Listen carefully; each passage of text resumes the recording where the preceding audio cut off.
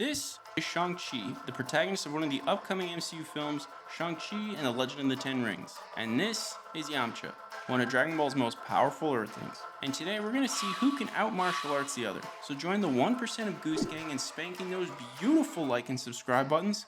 And in return, I'll Shang-Chi the intro.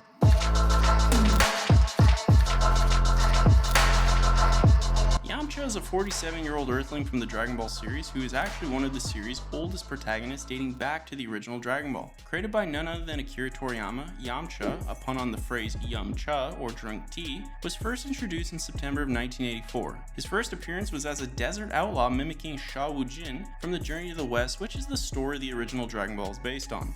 Upon first meeting Yamcha, we can tell he's a martial art master with a huge fear of talking to women, but the short-lived phobia would eventually be conquered as he joined forces with Goku, Bulma, and Co. and started his journey to become one of Earth's strongest warriors. Yamcha would drift from the mainline protagonist to taking more of a behind-the-scenes approach, and despite some training alongside the likes of Goku, Krillin, and Tien, he would eventually retire on and off from martial arts, and at one point even become a professional baseball player of all things. But can this baseball player get Shang 3 strikes on Marvel's Kung Fu Master? As mentioned earlier, Shang-Chi is the latest addition to the MCU cast, and while we don't have the full knowledge of the movie's representation of the character, we do have years and years of Marvel comics to look back to. The character's first appearance was in Special Marvel Edition number 15 in 1973, where he was created by writer Steve Englehart and artist Jim Starline, who originally wanted to license the Kung Fu series with David Carradine. Due to licensing issues with Warner Brothers, the rights could not be secured, so the creation of Shang-Chi was suggested instead.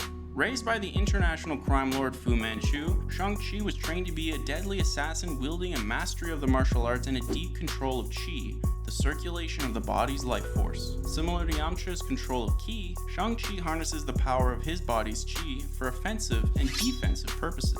We know Shang-Chi is Marvel's greatest martial artist who specializes in hand-to-hand combat, but that's not all he can do. He also has a mastery of a variety of different weapons. Using special bracers, he's able to deflect sword attacks, bullets, and even energy. The character uses stabs, but his weapon of choice are the nunchucks. His nunchuck abilities must have left an impression on Tony Stark because he built him custom repulsor nunchucks and special bracers which helped Shang-Chi focus his Qi for even stronger attacks. As you can already tell, Qi is a big part of what makes Shang-Chi such an incredible opponent. He's able to use the mastery of Qi to enhance his human abilities. Using Qi, he has an increased superhuman awareness of his surroundings and speed fast enough to dodge bullets at point-blank range. However, the most creative usage of his Qi is the ability to heal himself through a high degree of focus. He's even used his Qi to slow the effects of poison. However, the most dangerous is Shang-Chi's understanding of the body and where his opponent's points of pressure are. With one precise strike, Shang-Chi can bring even the deadliest opponents to the ground. And if there's one character who's familiar with the contents of the ground, it's Yamcha. But that doesn't mean he doesn't also have incredible powers. As a member of the Z-Fighters, you can expect Yamcha to have a core set of powers and abilities. We're talking superhuman strength, the ability to fly, sense Ki, a renowned martial artist, and much like the rest of the cast, he can harness his Ki into physical energy to unleash a world of trouble. The Kamehameha is a staple of Dragon Ball, so it's no surprise Yamcha is able to perform the iconic blast. But he also possesses his own special techniques, first of which is the Spirit Ball, a ball of energy that can be controlled and whipped around to cause a high amount of kinetic energy and explode on the final impact. At long range, Yamcha is no slouch, but at close quarters, Yamcha has the Wolf Fang Fist, capable of harnessing the primal strength of the wolf into the palm of his hands. The Wolf Fang Fist is so useful, a variant was actually used to pitch a baseball against the gods. Unsure how he'll use that to fight Shang-Chi, but rest assured home runs aren't the only feats Yamcha has under his belt. Starting as one of the first Dragon Ball characters, Yamcha would demonstrate more of his strength and courage in subsequent sagas. Yamcha took on Tien, one of the strongest martial artists on Earth, and while he didn't win, he definitely held his own. He would eventually train amongst Earth's guardian Kami to prepare for the Saiyans, although his overconfidence would cause him to die at the hands of the Cybermen. In death, he followed Goku's training with King Kai, but was able to reach King Kai's planet much faster than Goku did and increase his power at a much higher rate. King Kai proves Yamcha's excessive growth by asking him to challenge Recoome, a now dead member of the Ginyu Force. Despite Recoome giving a planet-destroying Vegeta a hard time, Yamcha is able to coast through this fight with ease.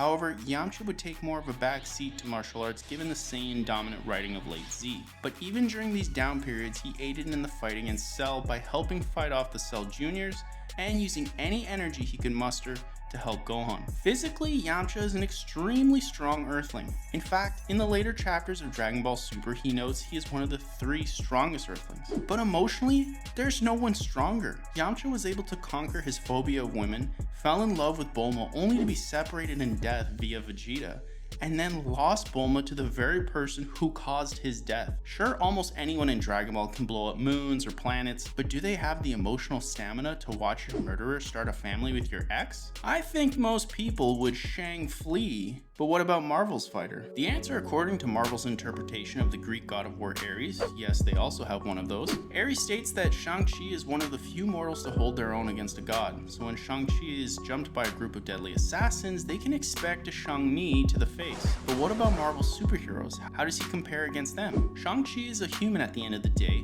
but he was not only able to hold his own against the likes of Spider-Man, but he's also trained Spider-Man, Captain America, and Wolverine of all characters into the wonderful world of martial arts. At the end of the day, Shang-Chi is powerful, but his feats of strength stay grounded on what a normal Earthling is capable of. Well, sort of. He also KO'd a shark, an alligator, and a panther. To add context to his human blend of muscle and chi, even Black Panther mentions Shang-Chi is stronger than Iron Fist, who is capable of demolishing buildings with a punch. So given Shang-Chi's mastery of the martial arts and chi, could he use his powers we've mentioned to take out Yamcha? Could he Cyberman Yamcha with a few perfectly placed pressure points?